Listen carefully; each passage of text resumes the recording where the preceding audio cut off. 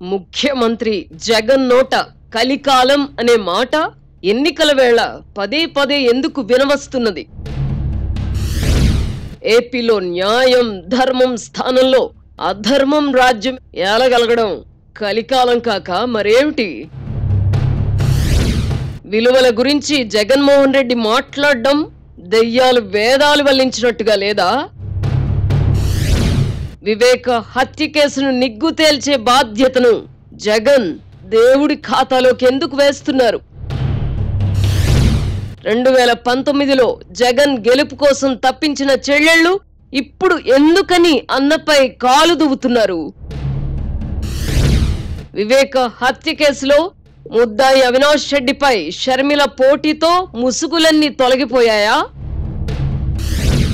వివేక హత్య కేసు విషయంలో మాట మార్చిన జగన్ రాజకీయాన్ని ప్రజలు ఎలా చూస్తున్నారు?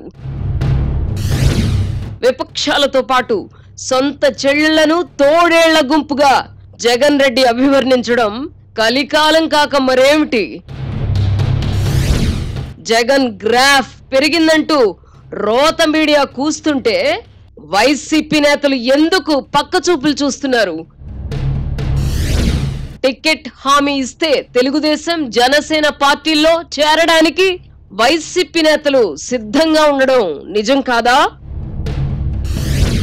పింఛన్ల విషయంలో వాలంటీర్లను అడ్డుపెట్టుకుని జగన్ ఆడిన డ్రామాకు హైకోర్టు ఎలా చెక్ పెట్టింది? మండే ఎండల్లో సుడిగాలి పర్యటనలు చేస్తున్న చంద్రబాబుకు ఎన్నికలు సావోరేవుగా మారాయా? ముసలోడితో తనకు పోటీ ఏమిటని ఎద్దేవా చేసిన జగన్ సాయంత్రాలు మాత్రమే సభలు పెట్టడం ఏమిటి? వచ్చే ఎన్నికల్లో ఓడిపోతే తెలంగాణలో ఓడిన కేసీఆర్ పరిస్థితే జగన్ రెడ్డికి కూడా దాపురిస్తుందా? సంస్థాగతంగా బలహీనంగా ఉన్న జగన్ రెడ్డి పార్టీ ఓటమి తర్వాత చెల్లాచెదురు కాకుండా నిలవగలదా? వర్తమాన రాజకీయ పరిణామాలపై ఆర్కే మార్క్ సునిశ్చిత విశ్లేషణ. వీకెండ్ కామెంట్ బై ఆర్కే ఈ రోజు రాత్రి 8:30 గంటలకు